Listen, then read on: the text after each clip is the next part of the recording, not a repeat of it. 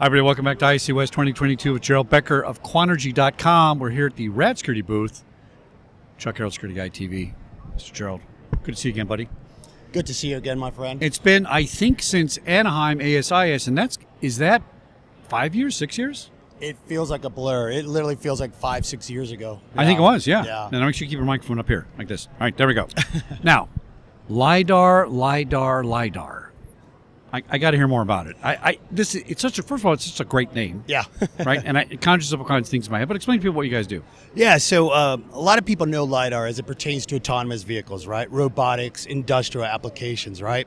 So using light to be able to reflect throughout the space and be able to understand the complexity of environments, to understand where potential obstacles are and where Right. things are at within environment. So we've taken that technology and we've applied it into the physical security space. So we're no longer looking for people or vehicles as it pertains to driving through a street, but more so looking for potential threats at areas such as high security infrastructure, critical infrastructure, data centers, substations, things where you need to see down to the centimeter and understand the who, what, where, and why as far as a potential threat is what LiDAR can do.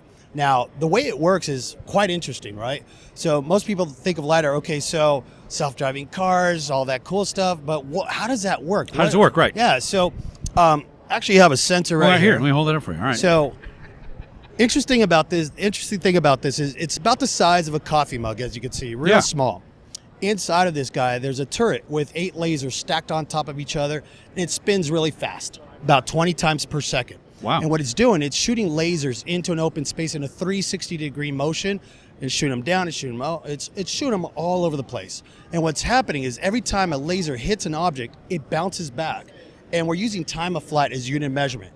So basically, when it hits an object, we can measure how fast it's taken to hit that object and come back, and we're leaving millions of points in a 3D space. So you can see silhouettes of people and objects and vehicles and so forth. So we then use software, which we call perception. Okay. Our perception software is kind of like a video analytic to a camera. Right. Perception is our analytic to the point cloud, where we can make sense of the moving objects to understand, have they breached a zone? Have they came this way or that way? Or, all the type of activity that you can capture with the sensor itself. Now, I've never heard anybody explain it that way. Yeah. Now I get it. Well, let me get even easier. So all right. Think of the movie The Matrix, when Neo sees the ones and zeros dropping from the sky. Right. That's how LiDAR sees. So there's no personal identifiable information that's captured. important nowadays, right? Absolutely, right? So dealing with GDPR, local, state, federal regulation, different parts of the world where you can't capture biometric features. GDPR, you can't do anything in Europe, yeah. Yeah, and we get it, right? So with our sensor, we just don't see like cameras do, right? Right. But our sensor is not meant to replace cameras. It's meant to augment systems to provide a whole new depth and a whole new visibility that you've never been able to do. And if you can't use a camera, you can certainly use this. Well, we don't always replace cameras. We help cameras even more. And what I mean by that... No, but let's say I wasn't allowed to have a camera for some reason. This is going to help me do something. This is going to help you track objects, be it people, vehicles, unclassified objects, with centimeter accuracy. Bar none, one of the most accurate sensors available in the market. Right. Now, you do follow me on social media. Of course. Have you seen Hacienda Herald out there in the desert? Yeah. My 5 acres? Yeah, you're running out there with ATVs and all that. I can't secure the place because to put up a fence would cost me $200,000, right? And by the way, a fence does nothing. It looks good, right? Yeah. We have other types of devices, you know what I'm talking about, that have R in the name, DAR in the name, right? With this application, I know it's commercial, but will this work in a place where I got 5 acres and I just need to know what's going on? I need situational awareness. Yep.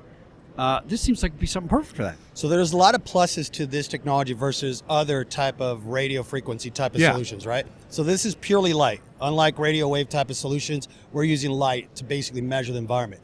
This does about 200 meters in diameter that you can cover with one single sensor. Wow. So you can do quite a bit of distance with this. And doesn't have to be, there's not a height requirement on it. It's really proximity to the area. It's a line of sight technology, as you say. Right. You can mount it typical height like cameras or go even higher and tilt it down to see, bigger areas that you're trying to capture.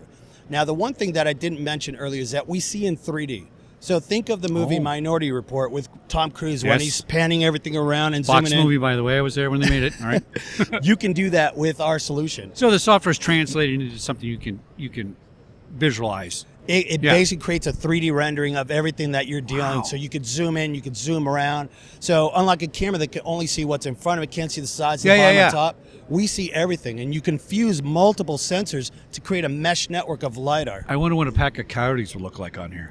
Every night I got 5 coyotes come through the property. They We'll see them around all over the place. This we is absolutely fantastic. will capture them. Now, it's a commercial application. Yes. How affordable is it compared to other types of things? And look right over there at that booth right there. We're not going to say the guy's name. It's a great product, right? Great product. Different sort of product, Yes. though, right? Where are you in competition with these other sort of products? This seems to me to be more economical right off the bat because, by the way, it's only this big, and everything else is this big, right? Yeah. Yeah, so to that point, I would say that these are probably the entry level to those type of sensors. Those are military grade. Those are going out to like miles and stuff like that. You're doing 200 meters in diameter with this guy. These are going to range anywhere from 5 to 10,000 MSRP, right? Per unit. Per unit. And it all depends. 200 meters you're covering. 200 meters. That seems like a pretty reasonable investment. But to the cover all that stuff. cost-effective way to look at this is like, okay, you're going to eliminate a lot of infrastructure. You're going to eliminate a lot of other devices that are not giving you the visibility that you need. So you sprinkle a few of these in, then tie them into strategically placed pan-tilt zoom cameras, and then you've got a great solution. Do you think this is a force multiplier for, let's say, a guard force, or is it really a replacement? I don't ever like to say we're going to replace warm bodies, but I think at the end of the day, technology is improving on a daily basis, right? And when new technology comes out, it creates new jobs. That's why I look at it, right? Yeah. Somebody's going to be managing this eventually, right? So to dovetail to that, the cool thing about this is that we help automate a lot of workflows. So think of a traditional PTZ camera. It's only as good as the operator that's panning and tilting, pressing presets, so on and so forth. With our solution, when someone breaches a zone, we automatically start sending geolocation coordinates to the camera to start panning, tilting, zooming, and tracking. Okay. So typical pan, tilt, zoom cameras will get confused if there's another person that comes in the foreground. Yes, that's right. So you got foreground, background. I don't know who to track. But we keep sending location data to the camera, and it's continuously tracking Mr. Bad Guy, Good Guy in the field of view. So I wanted to ask you about the GPS. I'm going to need another system to handle that. I can't put a geo fence around my house with this. Correct. Yeah, it's just going to, however far it goes, that's what's going to catch. Correct. So you do need that extra layer to keep it within a certain area. Who are your big buyers of these kind of things? What kind of businesses like these? So I'll be frank with you. We got a ton of different customers from private sector, public sector. All day long, we're working with public venues, stadiums, casinos, retail, stadiums, ports, I can see, borders. We're working with data centers. We're working with critical infrastructure. We're working with public safety. I mean, we're doing a lot. So when you say 200 meters, is it line of sight 200 meters? Yep. All right, so give me an idea what 200 meters is. Is that a football field? Half a football field? Oh, geez. So you could probably see this whole center with one sensor as long as there was no Really? boost. Yeah. Oh, that's pretty absolutely. big. Interesting.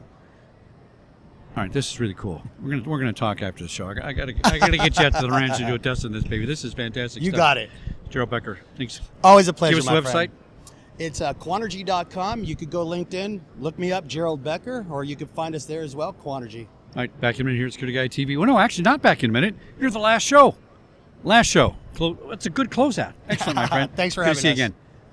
We'll see you next year at ISC West. All right.